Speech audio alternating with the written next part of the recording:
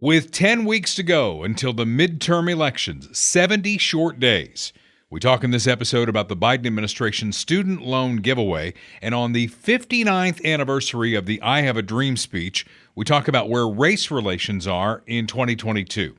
Those topics plus the news of the day and the unluckiest man in the world. All of that ahead on this week's episode of Dale Carter's America.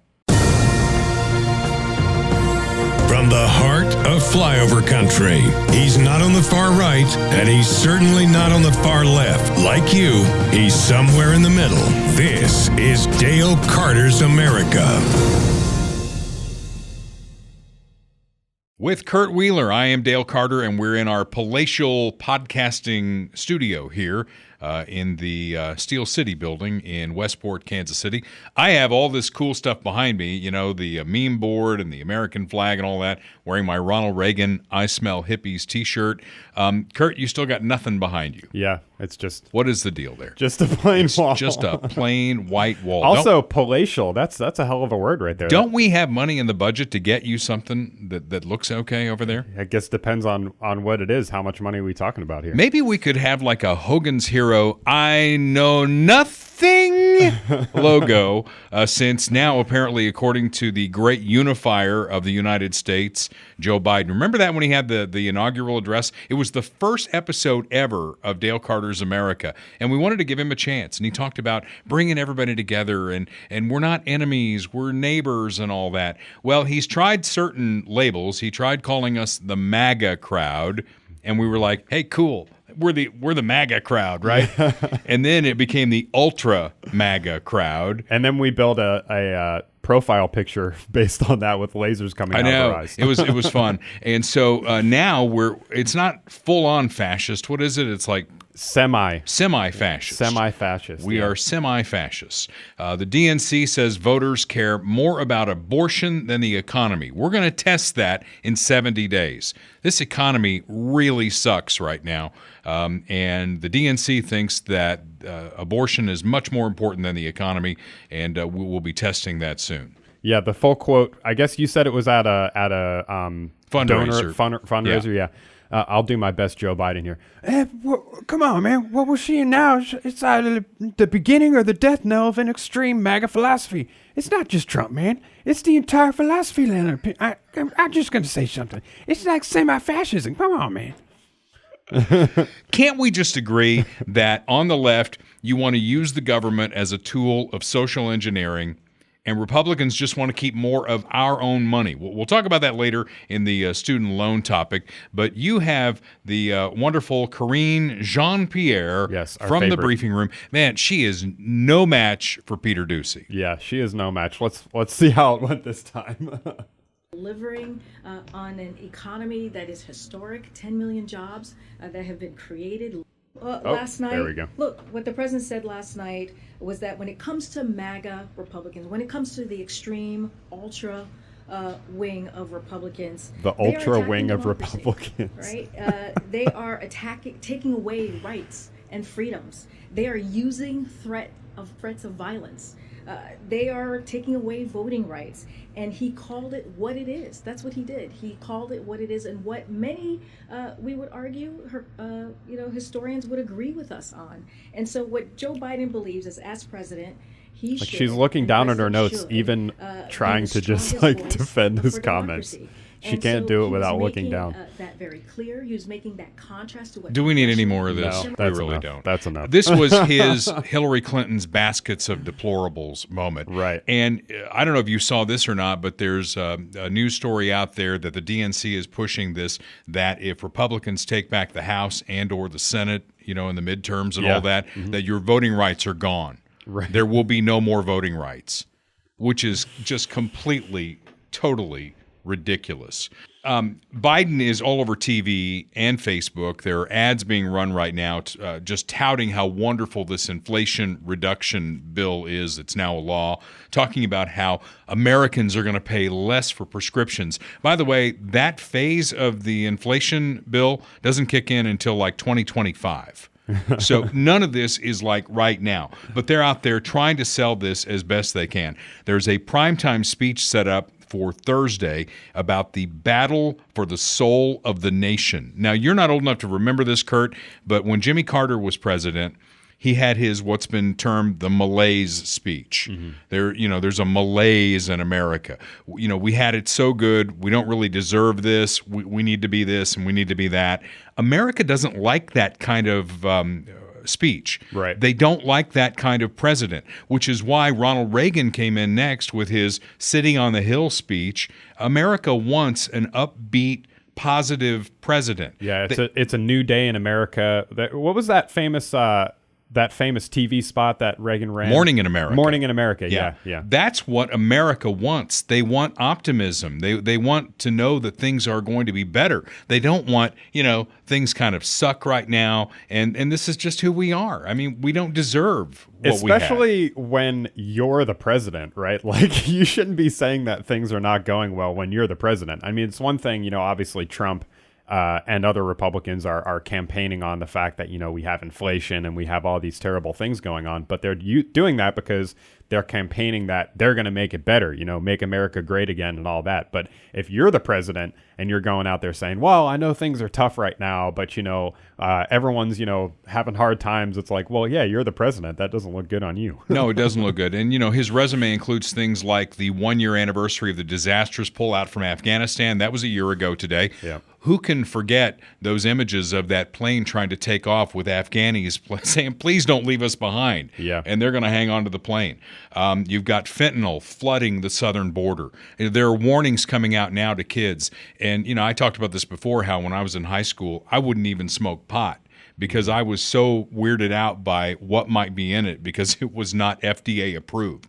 So imagine some kid who's trying something for the first time and it turns out to be fentanyl and they're dead. Yeah. That's flooding in the southern border because of his policies. The cities, as we know, we talk about it all the time, are absolute war zones.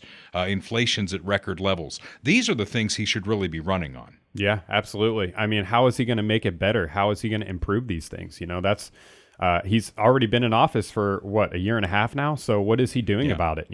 Inflation has gone up. Gas prices have gone up.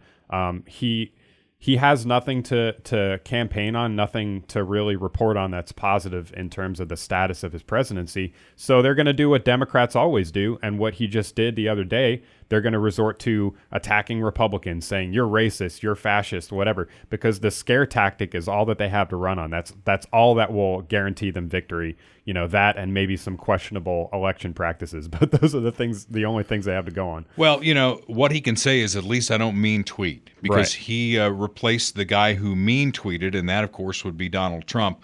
The redacted affidavit has been published, and I'm not sure why they bothered. I mean, you're posting it right now for folks who are watching on YouTube, which you really should. To get the full experience of this podcast, you should be on YouTube. Absolutely, yeah. We have the new video set up. Here, look, I'll switch to the other screen here. Boom, there we go. Now you can see me.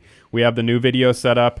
I posted a picture on the Facebook page because it looks very clean and nice right now. Like, you can see me, you can see Dale, but over here, there's all kinds of clutter and stuff in the background that is behind the scenes. So go check that out. Well, you walk into any TV studio and the set looks really nice, but behind the scenes looks kind of like this. Yeah, so exactly. Don't worry about that.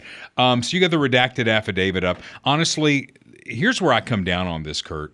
This is a pissing match between Donald Trump and the DOJ. A special master might be appointed by this Thursday, so maybe by the time you've seen or heard this podcast, we might have a special master. That's somebody who, is unbiased, allegedly, who's going to look at both sides.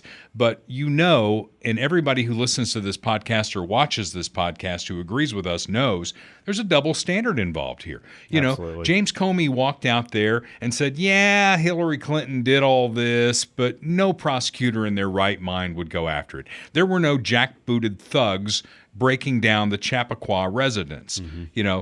That was reserved for Donald Trump. So there is a difference of treatment of Republicans and Democrats, and then there is a special category for Donald Trump who they hate more than anyone. Yeah, I mean, just looking through, if you're watching, I'm scrolling through this affidavit right now, and it's just Does it say anything? It's all black squares, Maybe there's an and an of. Yeah. There's a the. Yeah, there's a the in there somewhere, but, I mean, maybe you never know. We might have some breaking information here on Dale Carter's America. I just want to say that Dale...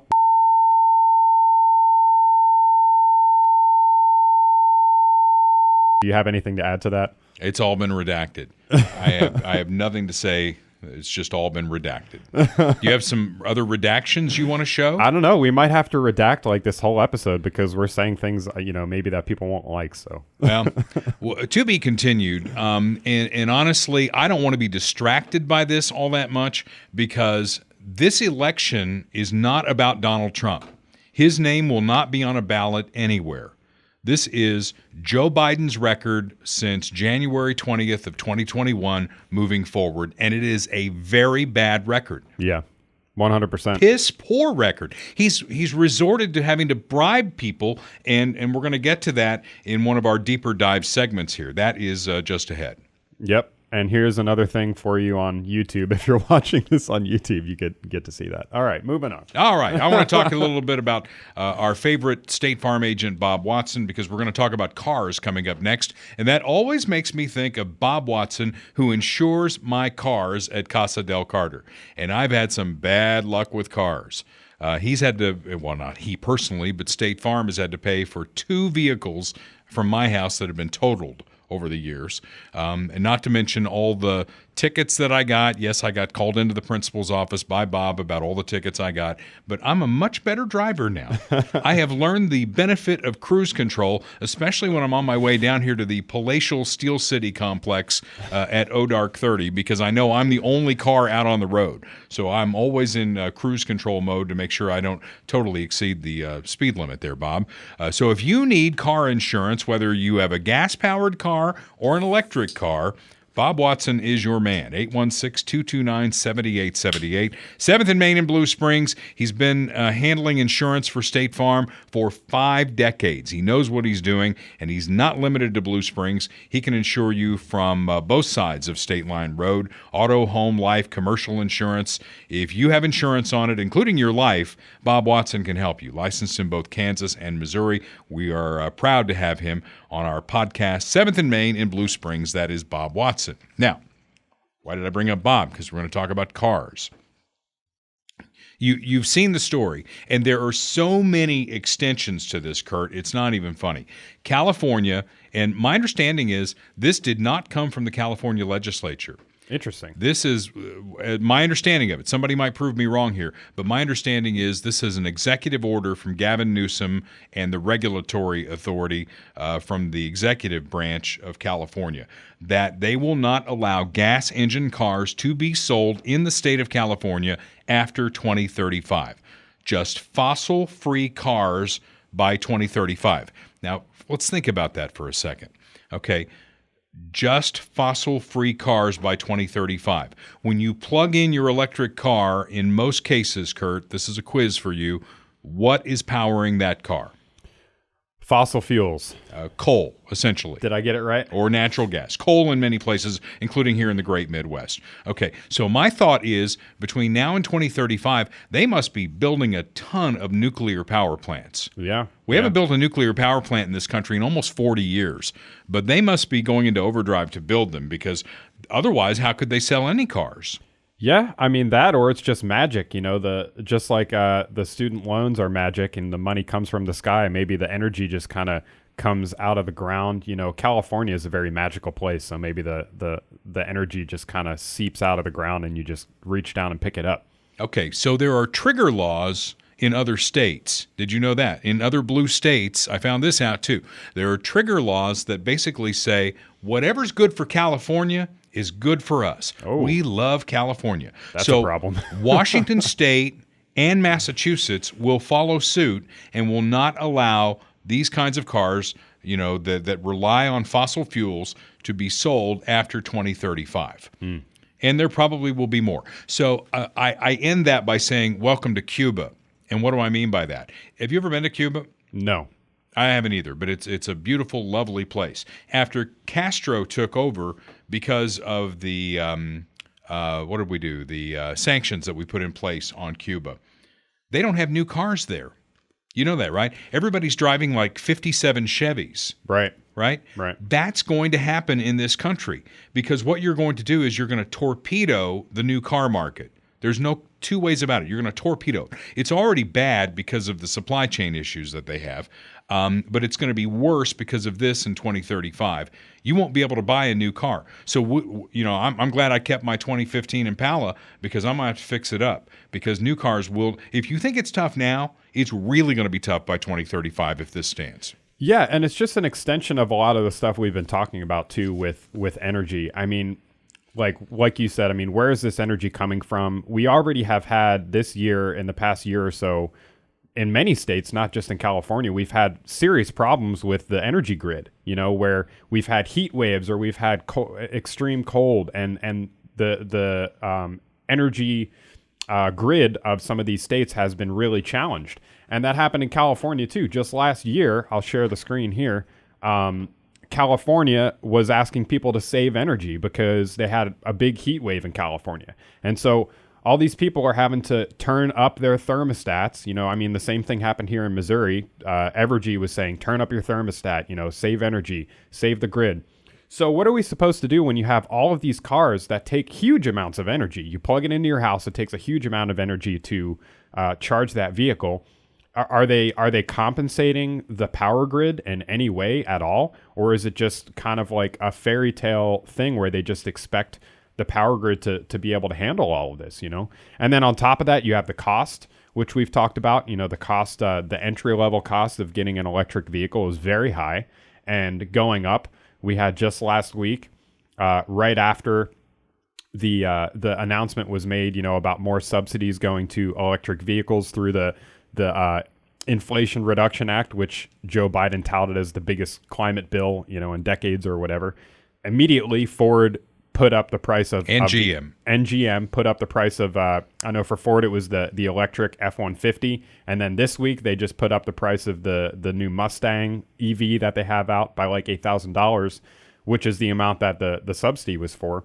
So, but they don't think about that. I mean, you have Pete Buttigieg, you have all these politicians saying, well, I have a Tesla, so I don't have to worry about stopping at the gas station. It's great, not thinking about anyone else. Well, not to mention the components of those electric vehicles that are mined, okay? So there's definitely fossil fuels involved in mining techniques, and they're mined from places that don't like us very much, using basically slave labor in order to get that done.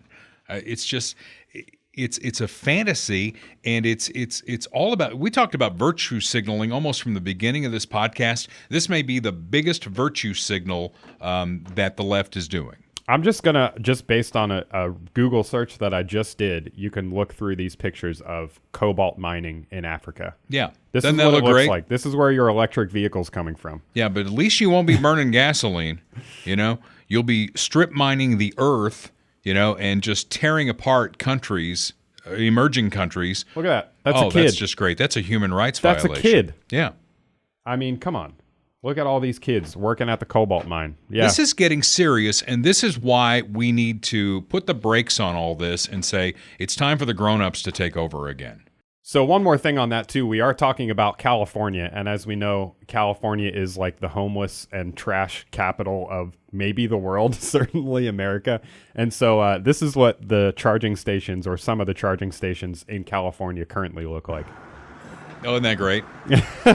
That is awesome. So yeah, you can spend $80,000 on a Tesla and then come park it here and charge it. I wonder, because of the trigger laws we just talked about in Washington State and Massachusetts, do they need to have garbage piled up next to their charging stations as well, since it's good enough for California? Right. I don't know. It's something that we should really look into. It's in the fine print. It might be redacted. Yeah. You never know. Related story from the wire service that we use, and I've made fun of these people I don't know how long, and I've tried to get them to straighten up their act and be somewhere in the middle, but they only report on the price of gas when it goes down. Right. They didn't report on it going up at all. They only report when it's going down. So this is from yesterday. Price of gas is essentially unchanged as the work week begins. AAA reports the national average price for regular remains at $3.85 a gallon. But that's down a nickel from a week ago and 40 cents less than it was a month ago. I think I added the emphasis. That's probably how the guy who writes it, or gal who writes it, or somewhere in between writes it. We should call him up and find out. But it's only reported when it's positive. Yeah. And keep in mind, in the Kansas City metro, I don't know what you've paid lately, but I think it's gone up about 20 cents a gallon. I mean, it went up like overnight. Yeah, it's interesting because I've never been great at keeping track of gas prices. Like I kind of just go to the gas station and fill up, and whatever it is, it is. But obviously, I have been paying more attention in recent years. But it's been changing so frequently. It's sometimes I just forget.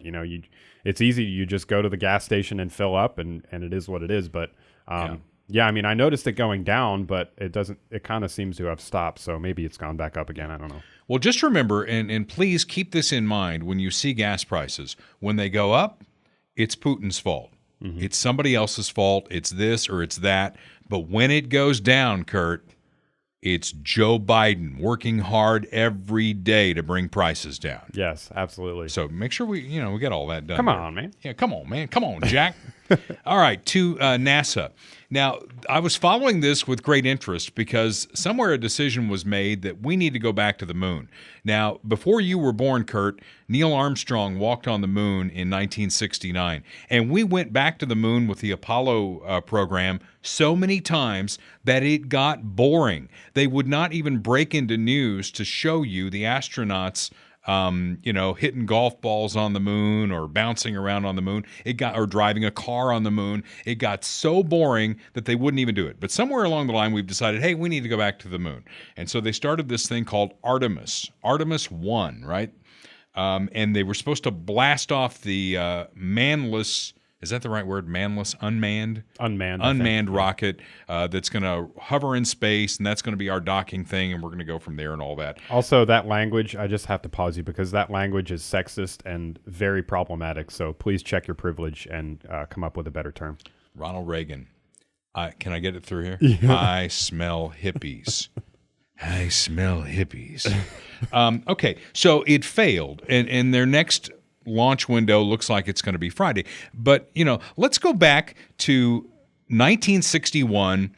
John F. Kennedy, who I believe if he was president now, he would be a Republican. He actually proposed huge tax cuts when he was president. Mm-hmm. I can't imagine any Democrat doing that today. But here's what John F. Kennedy said in 1961.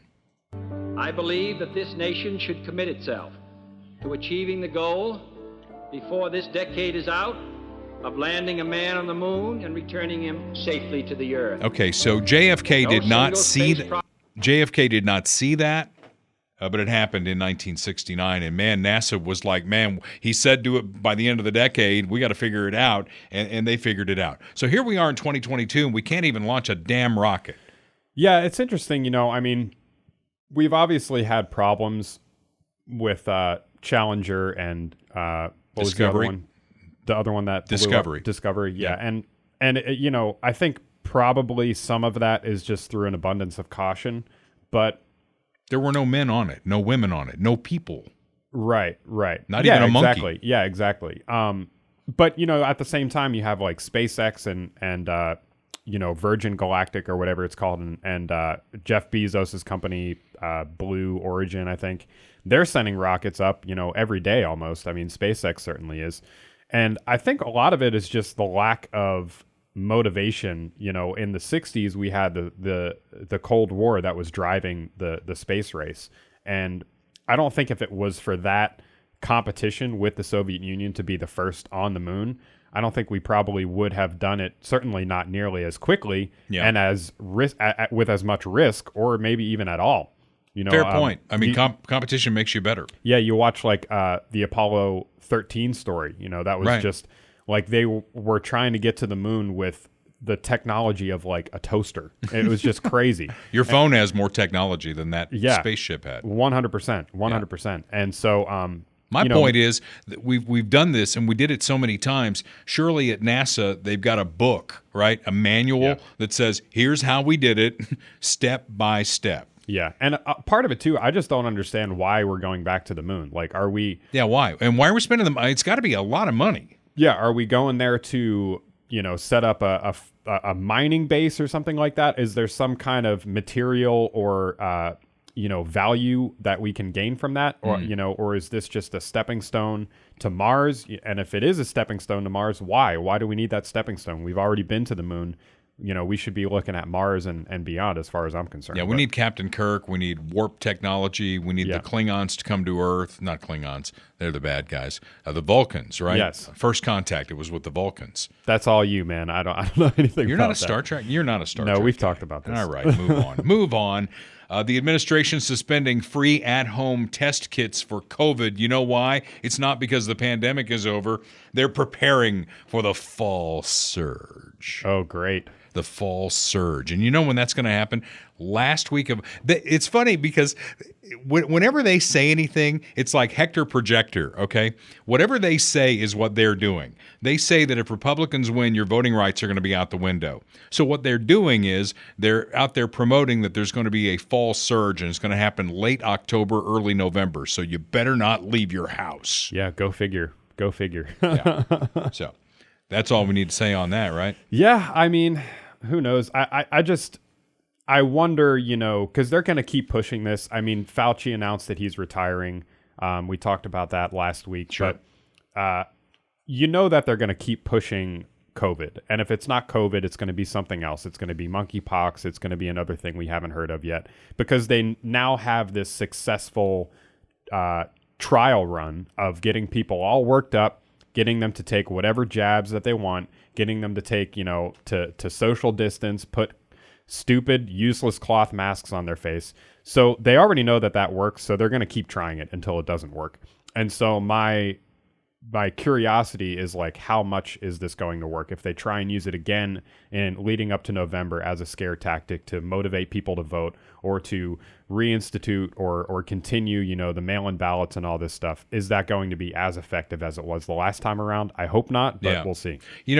Going back to the cars for a second, something I can't take credit for, I heard it on Stegall's show, and I don't think he's a black helicopter guy and all that, but his thought is, if you get cars on an electric grid, okay, and that's all the cars that you have in the world, and somebody at the government decides they want to shut the economy down, can they just flip a switch and all of a sudden your car doesn't work? That's you can't a great charge question. it? Yeah, or I mean, not even. It could be someone in our government, but even like China or a foreign enemy. I mean, I don't know how much this has changed, but I watched a documentary maybe 2 years ago about the power grid and about how vulnerable the power grid is to things like EMP attacks or things like that. I mean, all you'd really have to do is like explode, a big enough warhead high enough in the atmosphere, and it would create an electric pulse that could potentially take out a large portion of the electric grid. So that would be another question too. All right, well, let's go to something a lot less serious.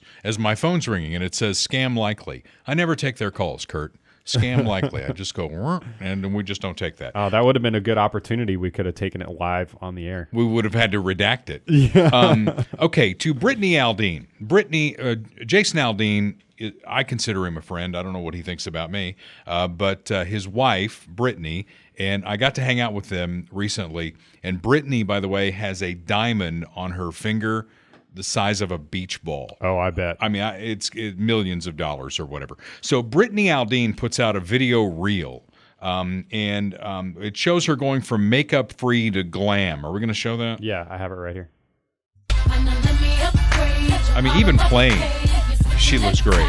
And then she looks like that. I mean, smoking hot. So Brittany Aldean thanks her parents for not changing her gender when she went through her tomboy phase. And I live with one of those, by the way. My wife's from Cass County. She played baseball, not softball. She wanted to play on the boys' football team, and they wouldn't let her. I mean, and she trust has me, that kind of energy, too. I could see her I going sleep for it. with one eye open at Casa del Carter. Make no mistake about that. But she went through her tomboy phase as well. And so Brittany Aldean, I think she was kind of kidding around, said she wanted to thank her parents for not changing her gender when she went through her tomboy phase. And people in Nashville are losing their minds over this. Yeah, we got some great reactions here. And, one thing that I didn't realize is like how liberal most of modern country music is. You would think that it would be conservative and people would be more outspoken. And there are more. I mean, you have Jason and Brittany Aldean and some others. We had John Rich on a couple weeks ago. Yep. But definitely still the majority of these people are very liberal. So we had some responses from Marin Morris here, which I'll read out loud in case you're just listening to the audio podcast. So she's replying to Brittany, yeah. It's so easy to like not be a scumbag human. Sell your clip-ins and zip it. Insurrection Barbie.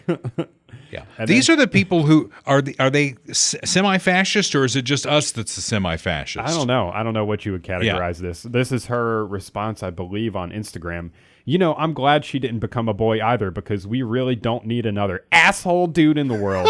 It sucks when Karens try to hide their homophobia/transphobia behind their protectiveness of the children. Weren't they putting their kids in Biden is a pedo shirts on social media? Sounds like a real safe way to protect them from millions of eyes. F all the way off to Insurrection Barbie and the fellow IBs trolling this comment section with their hypocritical, hateful asses. I guess IBs is Insurrection Barbies.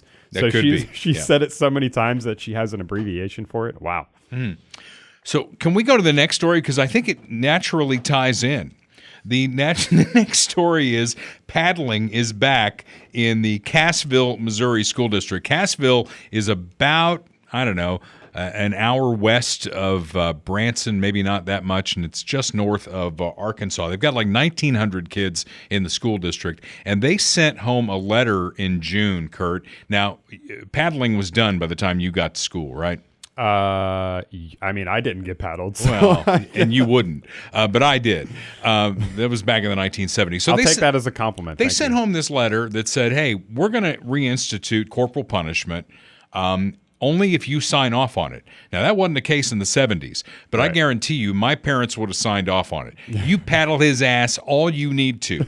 And, I would sign off on it for my kids, too. If you need to do that, you do that. Right. All right, well, let's check some of this out. This is pretty good. One of the suggestions that came out was concerns about student discipline, and so we reacted by implementing several different strategies, corporal punishment being one of them. Dr. Johnson says this change will give principals one more disciplinary option before students receive more serious punishments such as suspensions. Doctor of the paddle. Administrators say it would be the last resort for parents and faculty members if other means of discipline do not work. It's a nice looking school. That we don't anticipate using frequently. This is an opt-in only option for parents. So anyone who disagrees with corporal punishment, they simply do nothing by not opting in. Johnson says he understands there will be different views on this decision, and the district respects the opinions of parents who choose not to opt in. Parents like Kimberly Richardson, who says if a child is going to be punished, it should be up to the parents. She would also prefer the district continue with the other forms of discipline. Like in-school suspension, that would be fine with me, or even out-of-school suspension. A couple of stories here for you. First of all, when I was a kid and you had the threat of being paddled hanging over your head, it was a lot about intimidation. It rarely happened. And I remember when I was going to Lodge Elementary School, I was a safety patrol boy. You know what those were? Did you have those in school? Yeah. Okay. Yeah, I think so. So, like hall monitor, basically. No, they were the folks who got there before school and stayed after school and would work different corners to help the kids get across the street. We had flags that we would blow a whistle, put a flag out to stop traffic. I mean, it was a sense of responsibility. And I was a safety patrol boy in the 5th and 6th grade. They give you a gun? A whistle. No gun, just a whistle. But anyway, we were like the elite in the school, right? And a guy named Mr. Myers was the guy who was over the patrol boys. He was a math teacher. And I was in Mr. Steele's class. We called him Leadhead. We were not very respectful kids, okay? And somebody shot a spit wad at my neck, and I was sitting in the front row because I was disruptive in class. You can go back to my report cards and see Dale is disruptive in class. So they would always put me up front. I get hit in the back of the neck with a spit wad, and I turn around to look at it, and Mr. Steele was having a bad day, and he goes, "All right, Carter, that's it. Let's go." And I'm like, oh, shit. I'm going to get paddled. And so we walk down the hall to the cafeteria. He needs a witness, so he goes and gets Mr. Myers. Mr. Myers was a tall, bald guy with like half-moon glasses. And the look just melted me. It wasn't about the 3 swats that I got. It was the disappointment on his face. Right. You know, and then I got to Catholic school. Sister Loretta had this humongous paddle above her desk that said Board of Education. I mean, these are the things that I dealt with as a kid. And, you know, my generation, we turned out okay, don't you think, for the most part? Yeah. Responsible people. Okay, Becky Nace is a dear friend of mine. Becky was on the Kansas City, Missouri City Council for many years, and now she is settled in Blue Springs. She sent me this. This paddle issue has triggered long ago guilt in me. Somebody's trying to call me. Edit. Stop that. I'm trying to read here. No. I'm going to do it again. This paddle issue has triggered long ago guilt in me. Goes back to grade school at McCoy in Independence. I organized a group of students to protest beets on the school menu. It was a real mess. Enough said. The principal came down with a paddle, demanding to know who was responsible. Man, I didn't want to get paddled. A boy steps up and claims responsibility and took the spanking right there in front of everyone. I have felt guilt about that to this day. So if you're reading this and you took one for a stringy-haired, budding civic leader, I appreciate you, I thank you, and I'm sorry. I told Becky you should have married that guy. I was going to say, where's that guy at? What? I don't know, you know, like, what if he's, like, in jail or something, you know? That would be crazy. But I don't know, but if he is hungry for pizza, Jim Dingman will take care of him, right? Yes, Jim Dingman yes. at Funhouse Pizza, 2 locations. He is in Lee Summit on 50 Highway. He's in Blue Springs on 7 Highway. And this fall, we don't have a date yet. We are going to do another live podcast event. We'll be at the Funhouse Pizza in Blue Springs. It's a great place to work. It's a great place to have pizza. It's a great place to gather with your friends. I love their pizza, Kurt, because they just pile the toppings right on top. Mm-hmm. You are definitely going to get full with a Funhouse Pizza. You get your money's worth for sure. And he's still giving out Chiefs tickets. We had another giveaway last week. It looks like the winner of the tickets was Brandon Leslie. So hey, let's go, Brandon. Let's go, Brandon. All right. How many Brandons have you run across since all that? It's kind of like when you like me drive an Impala, you see an Impala everywhere. I keep running into people named Brandon, and I go up to them. I don't really know any Brandons, actually. That's kind of weird. Now that you mention it, I don't think I know any Brandons. On the 25 City Thank You Tour, I've met a lot of Brandons, and I walk up to them, let's go, Brandon. They're like, yeah, I never heard that before. Right. Way to go. Way to be an asshole. All right. Well, thanks a lot, Jim Dingman and Funhouse Pizza. We love having you along with the podcast, and we hope to continue for many, many years. I don't know how. I think I know how Jim Dingman feels about this, the student loan forgiveness. That's one of our deep dive subjects for today. In case you missed it, President Biden came out and said he's going to forgive up to $10,000 in debt for those making less than $125,000 a year. That's student loan debt. And if you, like me, got a Pell Grant along with your student loan, he'll forgive up to $20,000. I mean, you know, is the timing interesting for you? Yeah, I mean, it's clearly 70 days before the midterm. It's clearly a vote buying scheme, and I mean, I've seen even like some liberal friends on Facebook and stuff that have admitted as such. Like, it's just transparently buying votes for November. That's all that this is. And, you know, Democrats are on him as well. Paul Begala was on TV, and he's a Bill Clinton guy. And he's a guy not running for anything. And he basically was on, I think it was MSNBC, maybe it was CNN, talking about, you know, what are you doing? What is my party doing? Yeah. You know, he can't believe he's doing that. And then you wonder, how does he even have the authority to jump in there and cancel student loan debt? My first thought was, you don't have the authority, right? And we've got a story on that. Yeah, we have in their own words, straight from the horse's mouth. Let's see what they have to say about it. But is the president's move even legal? Here are the president and Speaker Pelosi just last year. I'm prepared to write off the $10,000 debt, but not 50. Mr. President, let me ask you. Because I don't think I have the authority to do it by signing the pen. People think that the president of the United States has the power for debt forgiveness. He does not. He can postpone, he can delay, but he does not have that power. That has to be an act of Congress. Yeah, let's cut that off. What there, I just noticed something. This is a total non sequitur, but I just noticed something about Nancy Pelosi too. You know how Trump has these hand motions right here and the this hand? She has like this weird thing that she does with her arms. Like it doesn't it's going nowhere. I don't know what she's doing, but anyways. Well, let's talk about the authority for doing this. Okay. Out of 9/11 came the HEROES Act, okay? 9/11 was an attack on our country. We were at war. And part of that law that came out of 9/11 was that the president can cancel debt, okay, in time of national emergency. Now, okay, what is the national emergency here? I know they're probably going to say it's COVID. They're tying it to COVID. But the economy is back open again. Yeah, I don't What's really the know. emergency? I mean, they were asked about this, and the the claim is that the emergency is that like people are struggling, which is just I mean, people are always struggling, obviously. Like what does that even mean? It's the unfortunate reality of the situation that we're in because inflation is so high, because everything costs so much, because people are struggling to find decent full-time work. So yeah, people are struggling. You shut down the country for 2 years. Yeah, but it's not. My understanding of the HEROES Act is it was, like you said, related to 9/11. So we're talking about if there's like an invasion of the country or a huge attack, on a major city or something like that.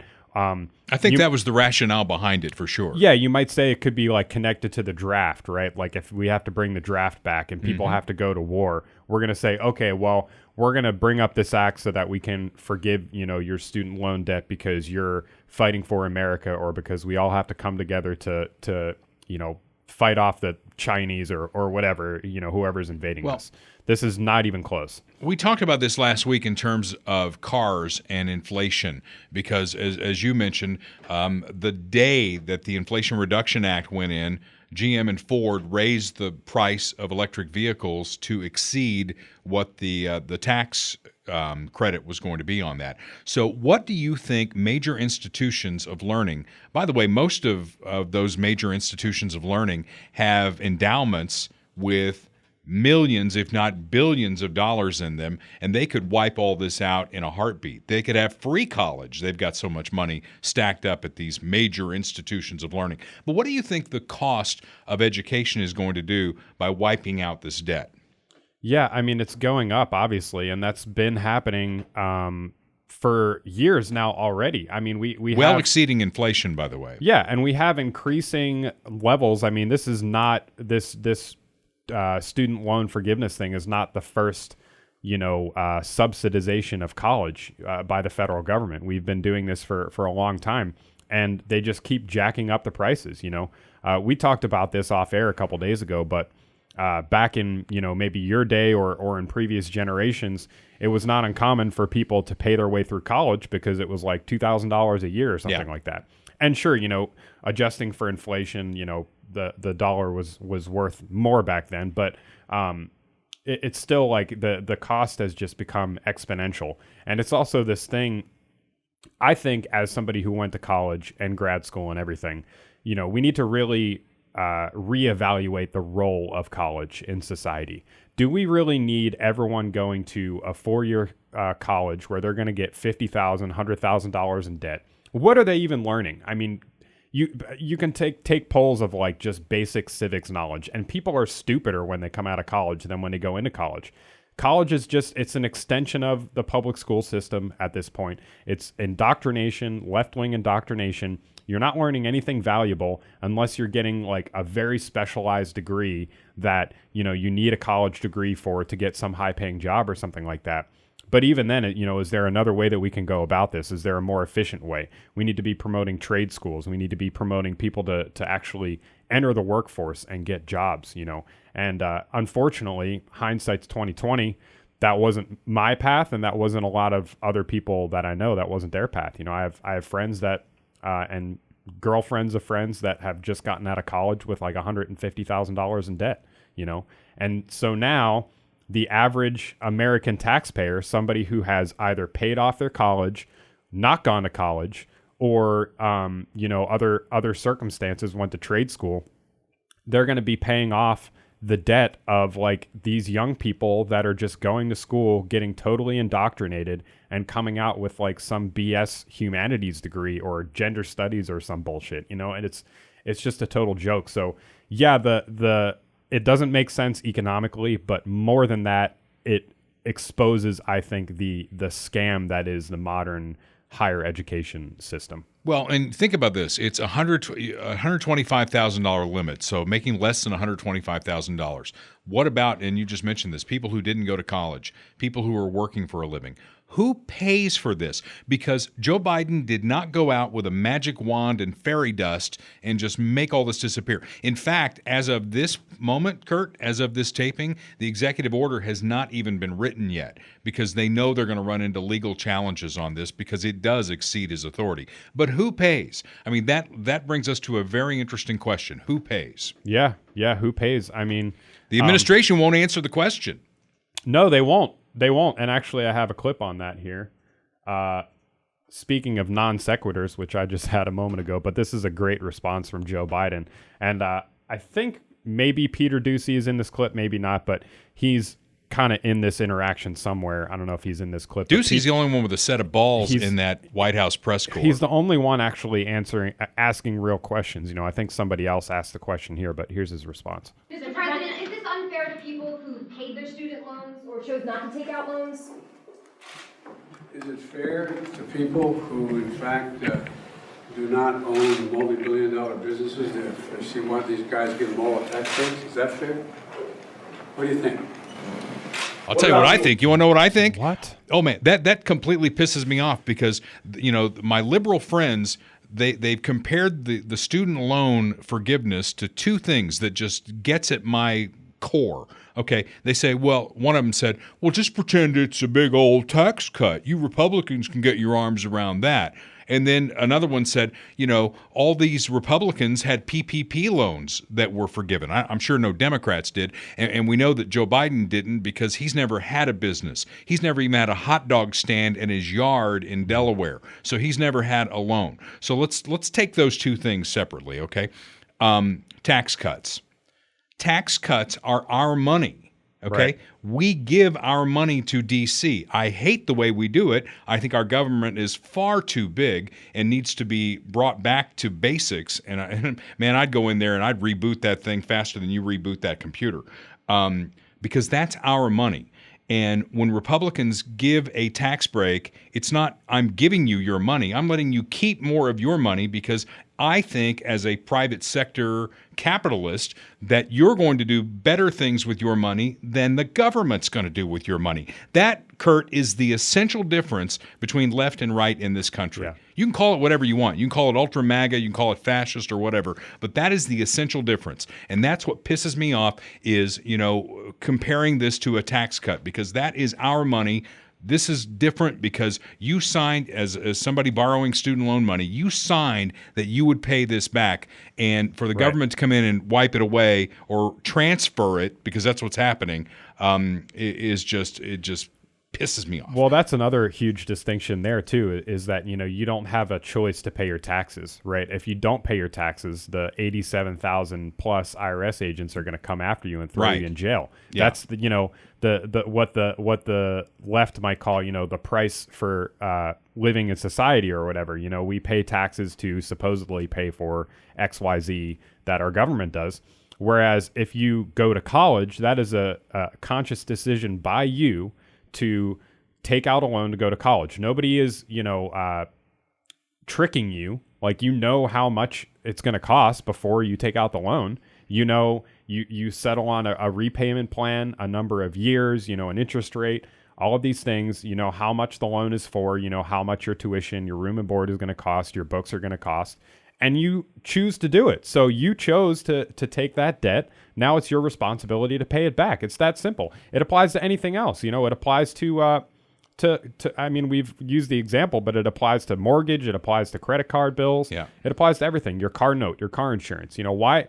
It doesn't make any sense, but it's just a bastardization and a flipping of the language to create more entitlement in people's minds. And okay, well, and then someone else came to me and said, well, how is this different than somebody filing bankruptcy? It's different from filing bankruptcy because if you're a creditor, okay, like a credit card or auto loan or whatever like that, and you've extended credit to someone. I've extended credit to Kurt on good faith, right?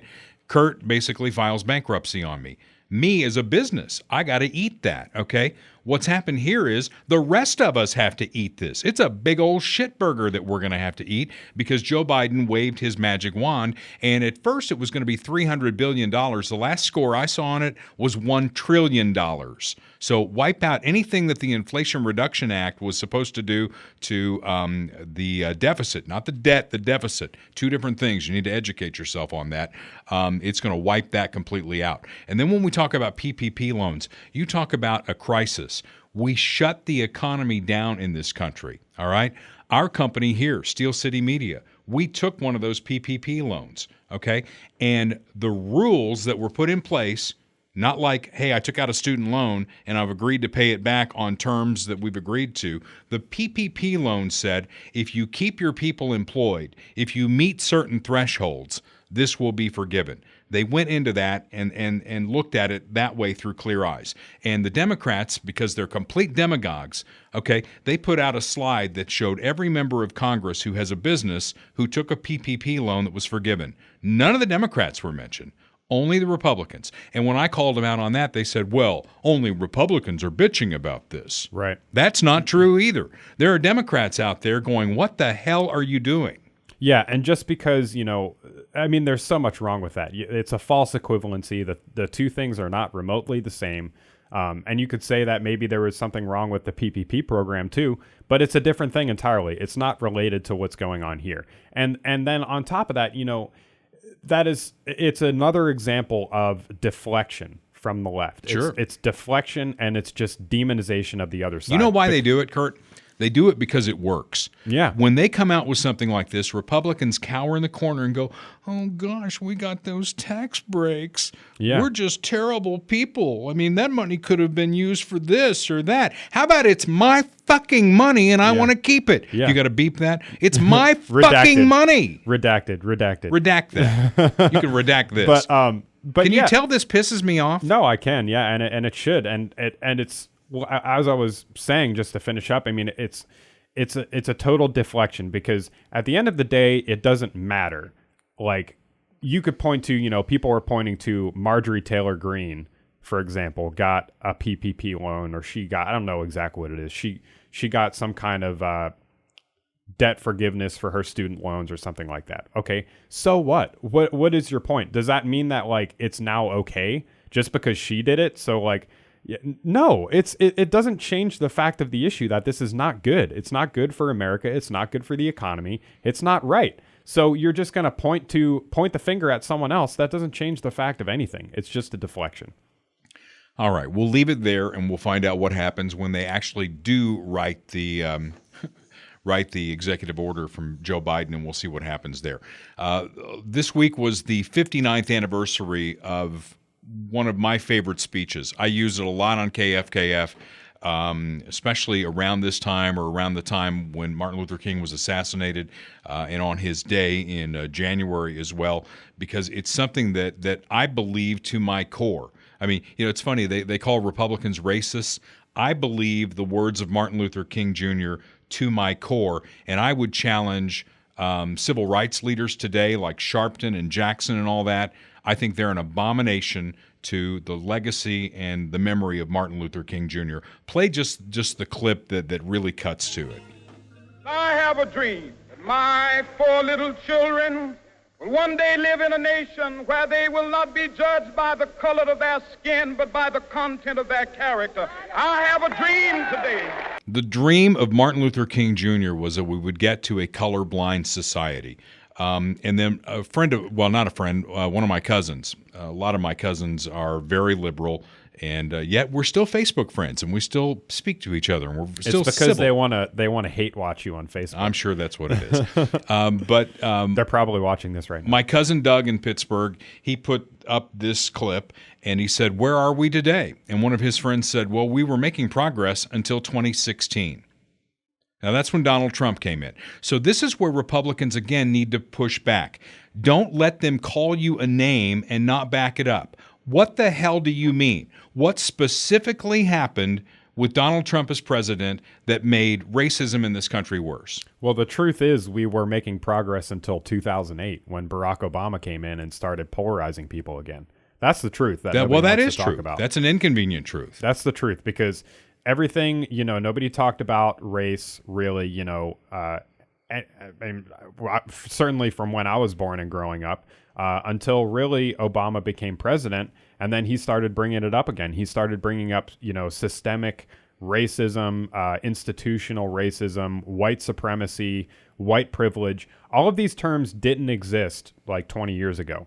And that's because they're all made up. They're not real things. And they're being used to divide people. They're being used to demonize white people instead of coming together as Americans and sharing common values and sharing common goals. We're having this thing where it's like retribution. It's vengeance. We need to get whitey. That's the new racial politics, is that we have to blame everything on white people. We had just the other day last week, I think, in Minnesota, where they're going to fire white teachers first. That's just one of the countless examples and one of the more recent examples, but that's what we're dealing with now. So we have to push back on that too. There's a lot to push back on. There's also projection too. Like I said earlier in this episode, when they say something, look in their background and see what they are. Mm-hmm. Look at what our president is. Okay. He said he was not going to send his kids into the quote unquote jungle. All right. He basically was a busing guy. And Kamala Harris called him out on that during a debate. Well, guess what? Now they're on the same team, I suppose. But there's a lot of problems in the Democrats that they don't like to talk about. Robert Byrd, the saint of the Democratic Party, was in the Ku Klux Klan. I mean, we could go on and on and on about that. But here we are in 2022, and I'm going to say this. For anybody who's a fan of Dale Carter's America, if you listen to this podcast and all that, and you happen to be white, because we all happen to be something, right? You had no control over how you came out. I had no control over how I came out. If you think you are better than black people, you are an idiot. You're an absolute moron. Yeah, but nobody really thinks that. I'm just saying that so that they can't come back on me and say, "Oh, he's a racist" and all that. Yeah. I have had, I don't know how many, I could number them for you. The number of black employees I've had on KFKF, a country station, where I went out and found those people because I wanted diversity on my radio station. Yeah. Okay.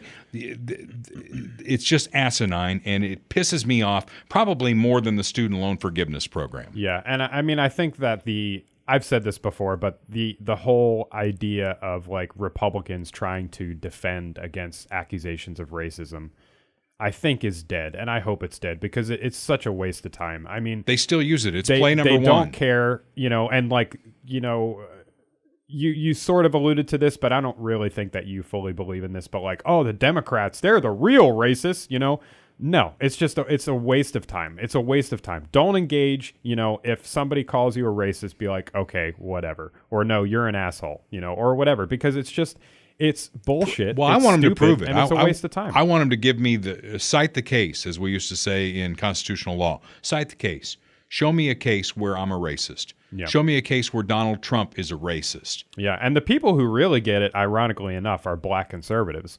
We've had Johnny Calloway on the podcast. We've done some stuff with him. I mean, the hatred that he gets from white liberals, because they expect him to be something that he's not. They expect him to fall in line with the racial politics and be the symbol jockey or whatever for the agenda, and he's not. So those are the people that inconvenience the narrative the most. So let them inconvenience the narrative. Like, just don't go with it. I'm calming down. My blood pressure's coming down. Keep plowing forward, man. Just keep plowing forward. But what I will say is the race problem that we have in this country that we've talked about many times is black people killing black people, young black men killing young black men. Yeah. And is government the solution or part of the problem? And the argument I've made on this podcast and believe to my core is government is the problem. It's a big part of the problem, yeah. I mean, it goes deeper than that. I mean, at the end of the day, these communities are going to have to figure this out for themselves, because I think that's been proven. You know, we've tried welfare, we've tried all these programs, we've tried,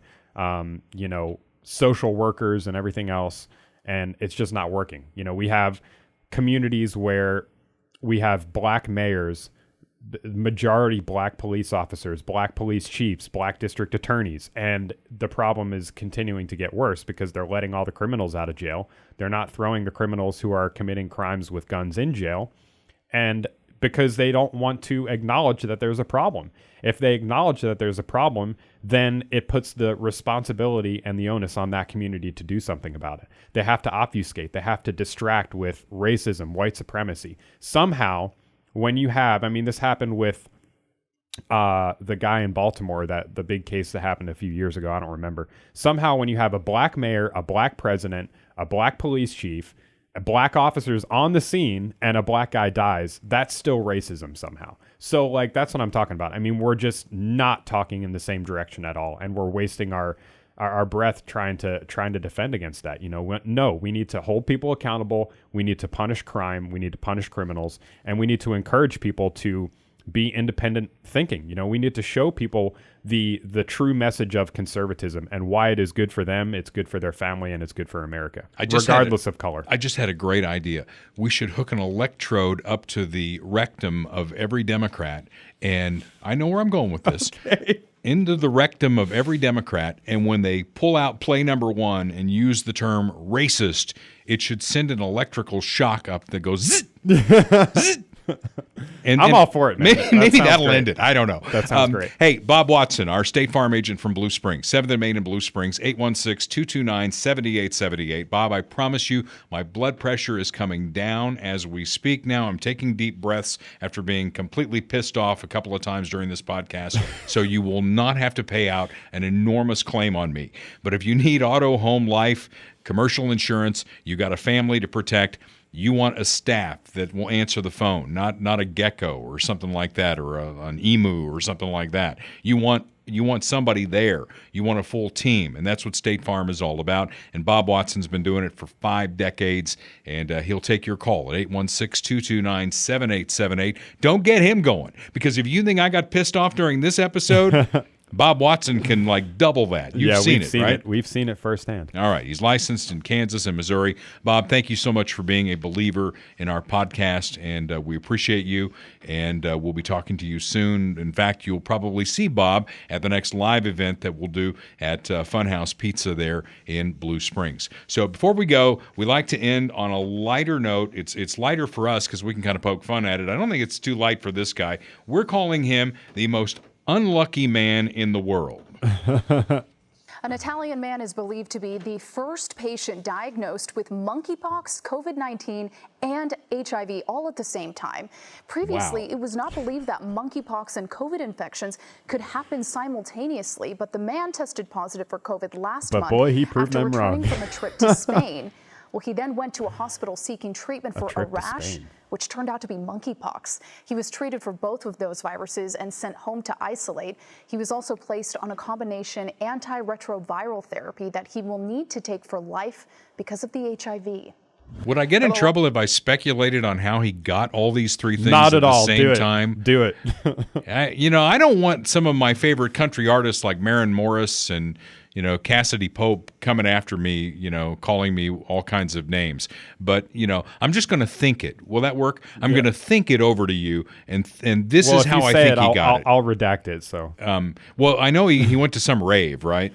Well, he's an Italian man, and he went to Spain. So, I mean, I don't know. How promiscuous are the Spanish people? I guess that's a good question. Yeah, I don't know, but I'm guessing he didn't get it from touching a doorknob. You might say he went to a super spreader event. You might say that he went to a super spreader. And on that note, we'll leave it there. This is Dale Carter's America.